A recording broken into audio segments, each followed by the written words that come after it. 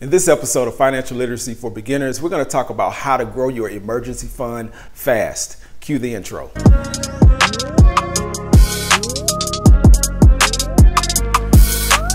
So first of all, what is an emergency fund? A lot of people don't actually know what an emergency fund is or may not have even heard that term used. So I want to talk about that first. An emergency fund is, 3 to 6 months of your current expenses saved so that if anything happens, if an emergency happens, a real emergency, you are financially in a good place to take care of that emergency.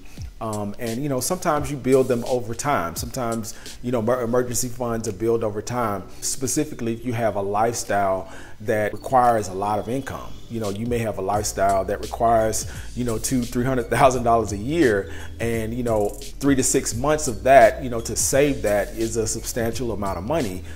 So you have to be able to sustain yourself if something goes awry, because our incomes are not always promised. As we have all seen, our incomes are not always promised. So you may go through a job loss, you may go through anything that takes your main source of income. So if you are in a position where that happens and you have an emergency fund, you're not going to be totally thrown off balance, and you'll be able to recover a little bit faster versus if you don't have an emergency fund, which is the case with a lot of people.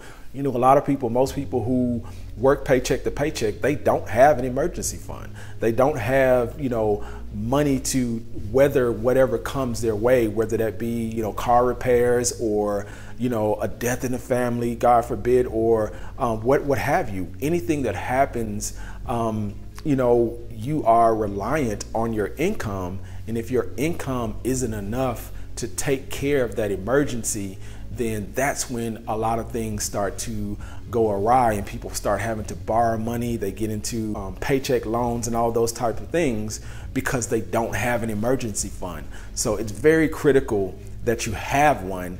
And I want to talk about how we can start to build one and how we can get there fast. First thing you want to do is you want to really look at your income and your income to expenses ratio, and really pay attention to things that are taking money out of your budget every month that you really don't need. Maybe like subscriptions and things like that, maybe entertainment based. And a lot of times it is the entertainment stuff that, kind of weighs down our pocket. But it may be, bills that you can readjust. Like a lot of times, some bills are able to be readjust in different seasons, like your power bill or your gas bill and things like that. Really take a look at how you can get your income a little bit more above your expenses. And with the remainder of the money that you get from doing that, start to put that money aside for your emergency fund and start to build it. And that will help it kind of kickstart and build a little bit faster. And if you do get large sums of money, like certain times of year, certain people get larger sums of money, maybe during tax season, like which is coming up now during tax season and stuff like that, you might take that money that you get back instead of, splurging and going on that trip. And I know it may seem like, oh, I don't want to stop going on my trips and all of that. But, you may take that money and start to put it into your emergency fund to kind of start building and kickstart that emergency fund. Because the great thing about, kickstarting your emergency fund with a large sum of money is that, you feel accomplished and you start to kind of chip away at it a little bit more readily. You'll see instances where if you can put that large sum of money there, you will look at, those little things that you're doing throughout the week or month and say, oh, maybe I won't, splurge on that night out on the town this week. I'm going to take that money and put it into my emergency fund. Or maybe I won't buy this outfit or these shoes or what have you, and I'm going to take that money and put it into my emergency fund. It's all about momentum. And a lot of times momentum does come from seeing a win.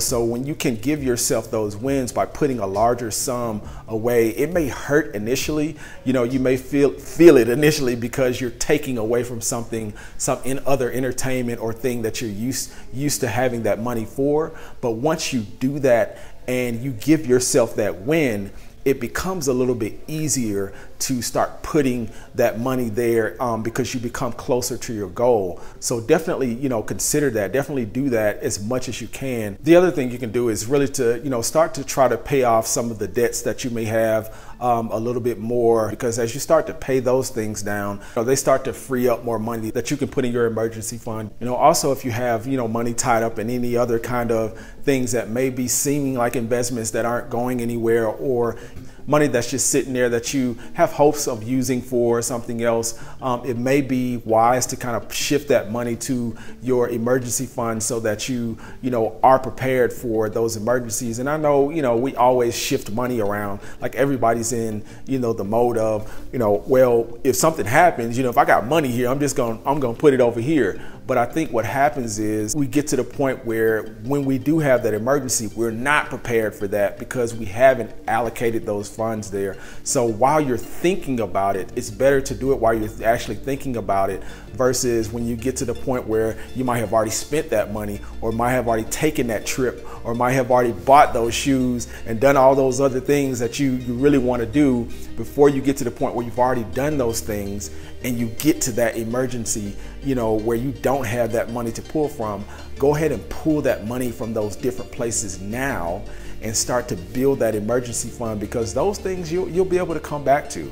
You're always going to be, doing those other things because they're a part of, the things that you're already doing in your ecosystem, but you do want to be prepared for those emergencies. And you'll find, the funny thing is, you'll find that when you are prepared for emergencies, it puts you at ease to do other things a little more readily, like, invest and really enjoy the money that you do have that's extra and left over.